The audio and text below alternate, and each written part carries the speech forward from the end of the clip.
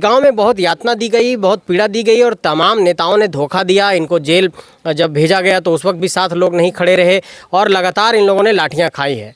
अब हम लोग इन लोगों के साथ एक बैठक किए हैं कि क्या गांव वाले लोग इस आंदोलन को लेकर तैयार हैं। तो गांव वालों ने कहा है कि हाँ, हम लोग जो भी रहे होंगे उनका कमिटमेंट था कि आज के जब भी प्लांट बनेगी उस समय 9 किलोमीटर के रेडियस में स्वास्थ्य, शिक्षा, बिजली, पानी सब मुफ्त में दी जाएगी। लेकिन आज के डेट में समझ लीजिए एक टैबलेट तक नहीं मिल रहा। प्लांट का छाय, डस्ट, पानी गंदा, जो भी मतलब सारा केमिकल युक्त पानी और छाय जो आता है उसको रखने का रखाव बनाया, उसी को एस्पोन बोलते हैं। नेता के बहकावे में हम लोग ज़मीन दिया और जी हमको कहा गया कि आपके ज़मीन पर कॉलोनी बनेगी।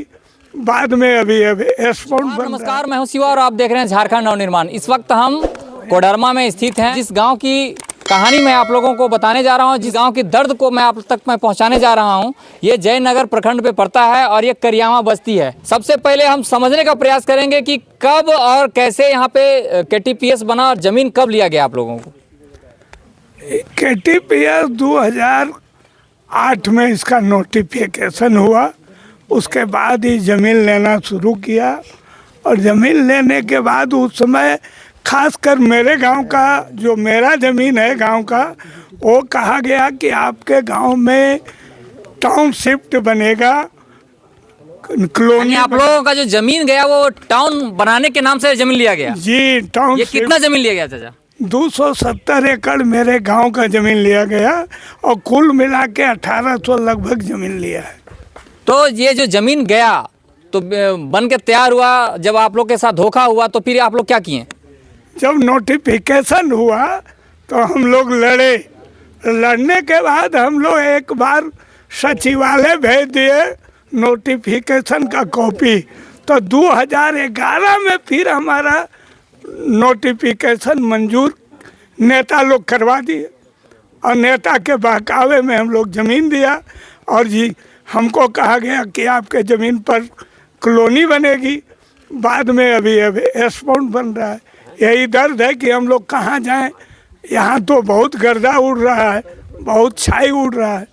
यही तो दुख है हम लोगों का। और ये स्पॉन्ड का जो है ये पहले से तय था या फिर बाद में स्पॉन्ड का जो निर्माण करवाने का? नहीं, मैं हम लोगों के साथ ठका गया। कहा गया कि यहाँ तो कॉलोनी और आपके गांव को तो टाउनशिप बनाया जाएगा। ये कहकर हमारी ज़मीन ली गई थी। तो देख सकते हैं किसी तरह इन लोगों का जो ज़मीन है वो अधिग्रहण करना था और यहाँ पे केटीपीएस से विद्युत प्लांट यहाँ बनाना था। पर कहीं ना कहीं यहाँ के जो लोकल विधायक हैं, सांसद हैं, वो इन लोगों को बहला फुसला कर इन लोगों को ज़मीन लिया जाता है। दादा पहले बताएंगे स्पॉन्ड क्या है ये? जैसे स्पॉन्ड है तालाब, जो भी पावर प्लांट का छाय, डस्ट, पानी गंदा, जो भी मतलब सारा केमिकल युक्त पानी और छाय जो आता है उसको रखने का रखाव बनाया, उसी को एस्पोन बोलते हैं। उससे काफ़ी इस एरिया में पोल्यूशन फैल गया है, सभी जगह का पानी ख़राब हो गया।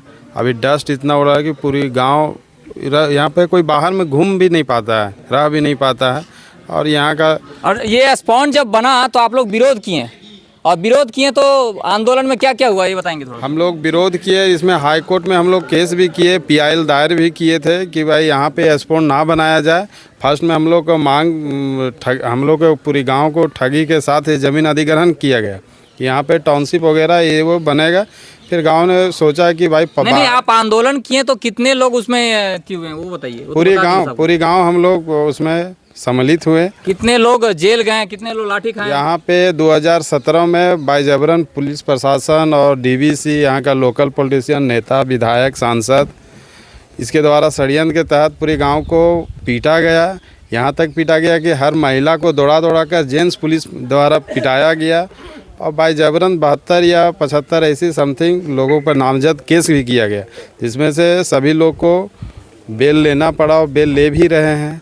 और 2 लोग हैं हमारे गांव के जिसमें घसीट कर मार के भी लेके गया जेल। ये देख सकते हैं 2017 का मामला है, जहां पे इन लोग आंदोलन किए और आंदोलन के क्रम में इन लोग को लाठियां मिली, जेल जाना पड़ा।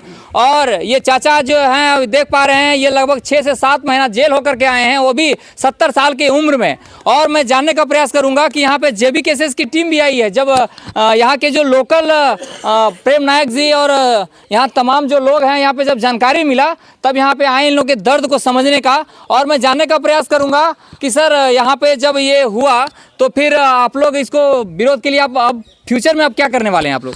हम लोग आज भी विरोध में ही हैं, हम लोग अभी शांत नहीं हैं। बस हम लोग का सहयोग नहीं मिल पा रहा है, क्योंकि जब हम लोग आंदोलन किए उस समय लगभग 200 से 250 अज्ञात और 70-72 लोगों पे बायनाम FIR कर दिया गया, जिसके कारण से गांव देहात के लोग हैं कि भाई केस मुकदमा थाना से डरते हैं और नो डाउट आज भी डरे हुए हैं। लेकिन हम लोग को अगर कोई सहयोग और अच्छा सपोर्ट मिलेगा तो आज भी हम लोग आंदोलन करने के लिए तैयार हैं और हमेशा तत्पर खड़े हैं। अच्छा, एक चीज़ बताइए, यहाँ पे बिजली उत्पादन करके बाहर के राज्यों में या फिर देश से बाहर भी भेजा जा रहा है, तो ये जो KTPS है वो क्या क्या आप लोगों को सुविधाएं दे रही है? आज तक कुछ भी सुविधा नहीं दी है। जो भी सुविधा मिला है तो वो कोई काम का सुविधा नहीं है। जैसे मान लीजिए बिजली बना रही है तो कम से कम बिजली तो दे रही होगी यहाँ फ्री? बिल्कुल नहीं दे रही है। जब जिस समय पावर प्लांट बनी थी, जिस समय इसकी स्थापना रखाई गई थी, उस समय यहाँ के लोकल नेता जो भी रहे होंगे उनका कमिटमेंट था कि आज के जब भी प्लांट बनेगी उस समय 9 किलोमीटर के रेडियस में स्वास्थ्य, शिक्षा, बिजली, पानी सब मुफ्त में दी जाएगी। लेकिन आज के डेट में समझ लीजिए एक टैबलेट तक नहीं मिल रहा हम लोग को। और यानी जो वहाँ पे काम कर रहे हैं वो भी बाहरी हैं या फिर यहीं पे लोग के? सभी बाहरी हैं। यहाँ पे लोकल कोई भी काम नहीं करता है। यहाँ पे लगभग 5 से 6 हज़ार वर्कर काम कर रहे हैं, जिसमें से अगर स्थानीय अगर काम भी कर रहे होंगे 200 से 150 200 आदमी, उससे ज़्यादा कोई कर ही नहीं रही हैं। और दूसरी बात है कि अभी के डेट में अभी एक हॉस्पिटल नाम का खोल दिया है DVC के अंदर ही, लेकिन आप वहाँ जाएंगे तो डॉक्टर छोड़ दिए कंपाउंडर तक ही नहीं रहता है वहाँ पे।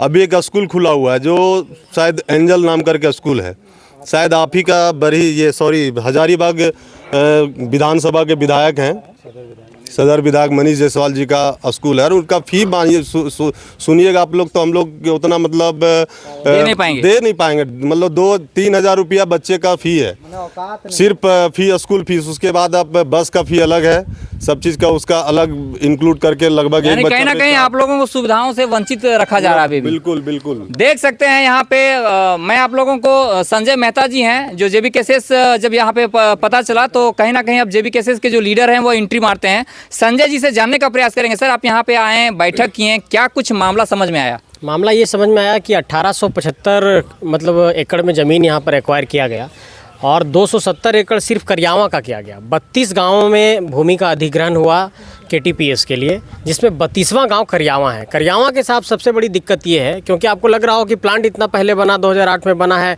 और अभी जो है ये लोग आंदोलन कर रहे हैं या आंदोलन की बात कर रहे हैं। क्या प्रॉब्लम है? प्रॉब्लम ये है कि 32 गाँवों में जो करियावा है उसको अभी तक विस्थापन की सूची में सूचीबद्ध नहीं किया गया है। मतलब इसको ठीक है, भूमि अधिग्रहण किए, मुआवजा दिए, लेकिन ये गांव विस्थापित हो रहा है, ये DVC के सूची में नहीं है।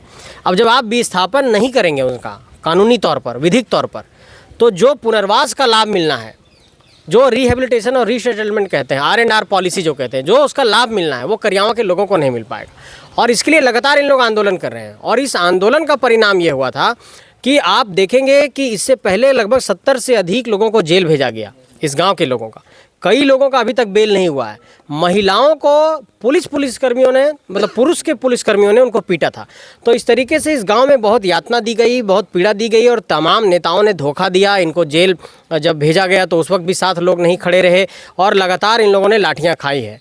अब हम लोग इन लोगों के साथ एक बैठक किए हैं कि क्या गांव वाले लोग इस आंदोलन को लेकर तैयार हैं। तो गांव वालों ने कहा है कि हाँ, हम लोग इस मुद्दे पर तैयार हैं और हम लोग गांव के साथ फिर से एक बार विचार विमर्श करेंगे। अब जैसे कल का मामला, एक और बड़ी बैठक जी कल का जो मामला है वहाँ पे ECL वेदांता का, वहाँ पे तो जीत हुई है जेबी केसेस का। क्या वो फॉर्मूला अपनाकर यहाँ पे भी यहाँ के लोगों को हक और अधिकार दिला पाएंगे? बिल्कुल बिल्कुल, उसी फॉर्मूले पर हम लोग चलेंगे। झारखंड के तमाम इलाकों में जहाँ पर मजदूरों के साथ, गरीबों के साथ, किसानों के साथ, विस्थापितों के साथ समस्या हो रही है, जेबी केसेस एक ही बात कह रहा है कि हम लोग एकदम खड़े रहेंगे और लड़ेंगे, और ये भरोसा दिलाना चाहते हैं कि अगर इस लड़ाई की शुरुआत होगी तो इसको मुकम्मल करके ही मानेंगे, नहीं तो ये लड़ाई से हम लोग पीछे नहीं हटेंगे, ये भरोसा दिलाना चाहते हैं। ये जो बैठक हुई वो जेबीकेएसएस के सक्रिय सदस्य कोडरमा से जो अजय राणा जी हैं, युवा चेहरा हैं और लगातार अपने ही दम पर यहाँ के लोगों को जगाने का प्रयास कर रहे हैं, और इन्हीं के नेतृत्व में आज का जो ये बैठक हुआ, जिस दर्द को आपने देखा, ये कहीं ना कहीं अजय राणा का ही देन था। तो अजय जी, मैं आपसे ये जानने का प्रयास करूँगा, जेबीकेएसएस का एक सक्रिय सिपाही हैं और युवा हैं, और आपके क्षेत्र में, आपके गाँव की ये समस्या है, तो अब आगे का जो आप जेबीकेएसएस की जो टीम है वो आके यहाँ देख के अभी जाएगी, तो अब आगे क्या रणनीति रहेगा आप लोगों का? देखिए, सबसे पहले तो आपके चैनल के माध्यम से पूरे सबको झारखंडी जोहार करते हैं। हमारे गांव जो है, जो शोषित पीढ़ी है डीवीसी के माध्यम द्वारा, तो हम जो है जेबीकेएसएस की टीम जहां कहीं भी जो शोषित पीड़ित है झारखंड के पूरे इलाके में, वो जाकर खोज करती है और उस पर क्रांति छेड़ती है, उस पर जो है सो विचार विमर्श करती है और उसको इंसाफ दिलाने का प्रयास करती है। फिलहाल आपका ये मामला है गाँव का, आप क्या करेंगे यहाँ से? हम लगातार लड़ते रहेंगे, जब तक हमको इंसाफ नहीं मिलेगा हम अपने जान देने के लिए तैयार हैं। तो देख सकते हैं, करियावा के हक और अधिकार दिलाने के लिए जेबीकेएसएस की टीम यहाँ पहुंची हुई है, और तमाम जो यहाँ के लोग हैं वो एक उम्मीद की टकटकी से लगातार यहाँ देख रहे हैं कि कोई एक ऐसा टाइगर आए जो हमारे हक और अधिकार, जो हमारा जो शिक्षा नहीं मिल पा रहा है, जो हमें रोजगार नहीं मिल पा रहा है, जो यहाँ पे पॉल्यूशन का समस्या है, उन सबों से निजात दिला पाएँ। करियावा की और भी गतिविधि तक नज़र बनाए रखूँगा, आप तक वीडियो मैं आगे पहुँचाता रहूँगा। मिलेंगे, वीडियो कैसा लगा जरूर कमेंट करके बताएं। मिलेंगे अगले वीडियो में, तब तक के लिए इजाजत दीजिए। जय हिंद, जय झारखंड।